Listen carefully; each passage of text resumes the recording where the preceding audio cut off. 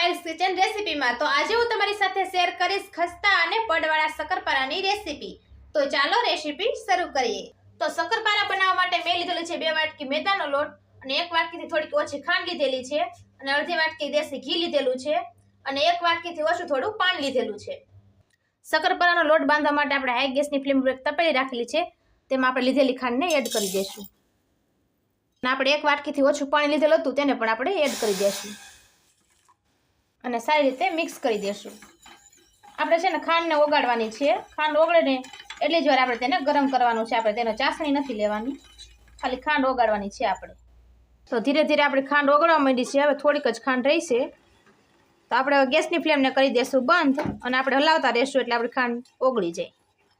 તો આપણી ખાંડ સરસ રીતે ઓગળી ગઈ છે અને હવે આપણે પાણીને ઠરવા દેવાનું છે। પાણી સાવ એટલે સાવ ઠરી જાય ને પછી જ આપણે તેનો યુઝ કરવાનો છે।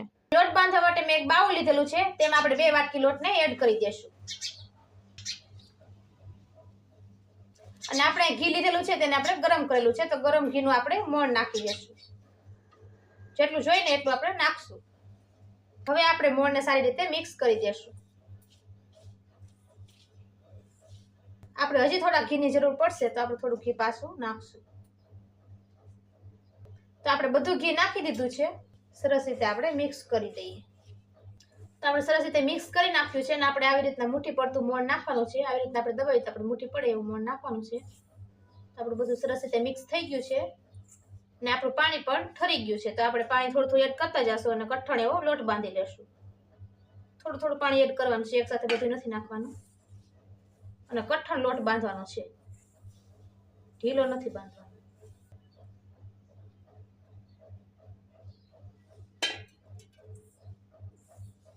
તો મેં અહીંયા લોટને સરસ રીતે બાંધી લીધો છે અને હવે આપણે અડધી ચમચી તેમાં તેલ એડ કરી દઈશું અને સારી રીતે મસળી દેશું। તો આપણો લોટ સરસ રીતે મસળાઈ ગયો છે, તો હવે આપણે તેને 5 મિનિટ માટે ઢાંકીને મૂકી દેશું। 5 થી 10 મિનિટ જેવું થઈ ગયું છે અને આપણો લોટ એકદમ સરસ રીતે સેટ થઈ ગયો છે। તો આપણે લોટને લઈ લેશું। તો આપણે લોટને પાટલા ઉપર રાખીને સરખી રીતે આવી રીતના કરી નાખશું અને છરીની મદદથી આપણે એક સરખા 3 લુવા કરી લેશું। હવે આપણે એક લુવાને લઈ લેશું અને સરસ રીતનો આપણે આવી રીતના લો બનાવી લેશું, ગોળ એવો આવી રીતના। આપણો આવો લો બની ગયો છે અને હવે આપણે તેને વણવાનો છે આવી રીતના।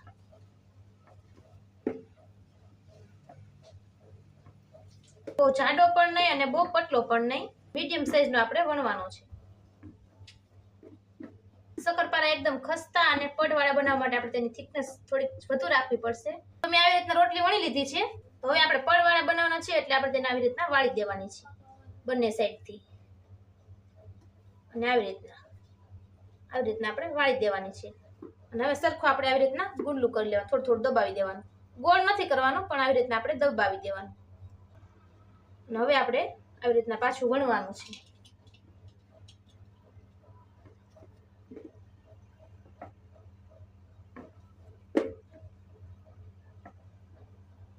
આવી રીતે કરવાથી આપણા શક્કરપારા એકદમ ખસ્તા અને એકદમ પડવાળા બનશે। આવી રીતના આપણે કરવાનું છે। ફરતી કોરને આપણે કોર નથી જોવાની, કોર તો આપણી ફાટી જ જશે કારણ કે આપણે એમાં મોણ નાખેલું છે ને અને કઠણ લોટ રાખેલો છે એટલે આપણી કોર તો ફાટી જ જશે। તો મેં અહીંયા રોટલી વણી લીધી છે અને છરીની મદદથી આપણે ચારે બાજુની કોરને કાઢી લેશું આવી રીતના।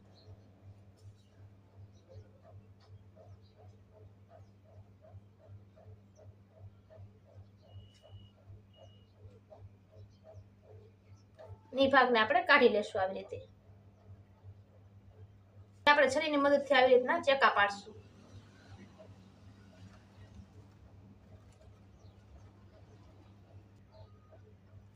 હવે આપણે આવી રીતના ચોરસ ટુકડામાં કટિંગ કરશું એટલે હવે આવી રીતના પાડશું।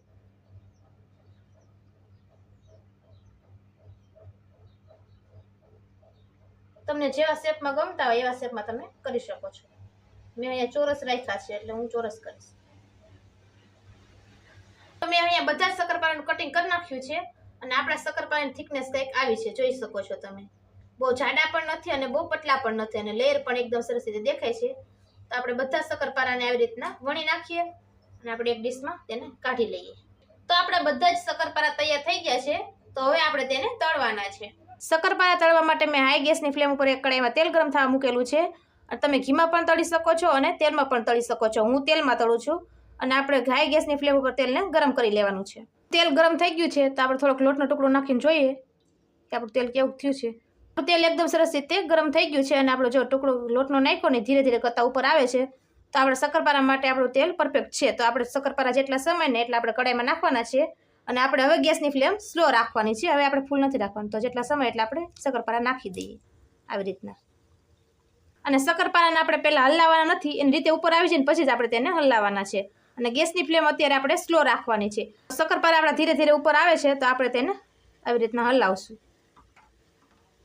અને એકદમ ક્રિસ્પી અને સેજ એવા બ્રાઉન ગોલ્ડન બ્રાઉન કલરના થાય ને ત્યાં સુધી આપણે તેને તળવાના છે. અને ગેસની ફ્લેમ સાવ એટલે સાવ સ્લો રાખવાની છે. તો જ આપણા શક્કરપારા એકદમ ક્રિસ્પી અને ખસ્તા બનશે. તો આપણે શક્કરપારા એકદમ સરસ રીતે ગોલ્ડન બ્રાઉન કલરના થઈ ગયા છે. તો આપણે ઝારાની મદદથી તેને કાઢી લઈએ. તો આપણે એક ડીશમાં કાઢી લઈએ. આવી જ રીતે આપણે બધા જ શક્કરપારાને તળી લઈએ. તમે જોઈ શકો છો આપણે બધા જ શક્કરપારા બનીને તૈયાર થઈ ગયા છે. તો 2 વાટકી લોટમાંથી આપણે એક ડીશ ભરીને શક્કરપારા તૈયાર કર્યા છે. અને આપણે એક શક્કરપારાને તોડીને જોઈએ તો એકદમ તૂટી જાય છે અને અંદરથી પડવાળા અને ખસ્તા અને ક્રિસ્પી બન્યા છે. તો ફ્રેન્ડ્સ, તમે પણ શક્કરપારા બનાવો તો મારી રેસીપીને જરૂરથી ટ્રાય કરજો.